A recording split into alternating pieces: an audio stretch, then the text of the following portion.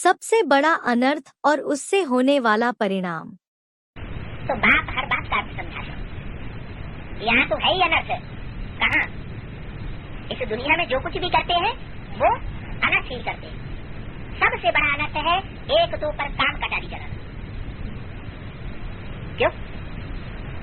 एक दो पर काम कटारी चलाई, काम कटारी कहो, नैन कटारी कहो, अगर वो कटारी चलाई तो क्या होगा रिजल्ट? आपस में एक दूसरे पर काम कटारी चलाई तो रिजल्ट क्या होगा? न, वो तो पद कम हो जाएगा, लेकिन तुरंत रिजल्ट ये होगा कि दूसरों का संग का रंग लगेगा। और दूसरों का संग का रंग लगेगा, बैटरी का संग करेगी तो बैटरी तो सब डिस्चार्ज होंगी ना। कोई जनरेटर थोड़े ही है। जनरेटर जो है वो एक ही बात है, तो अनर्थ ही होता है। सबसे बड़ा अनर्थ कौन सा बताया? एक दो पर काम कटारी चलाना, जिससे तुम आदि मध्यंत दुख पाते हो।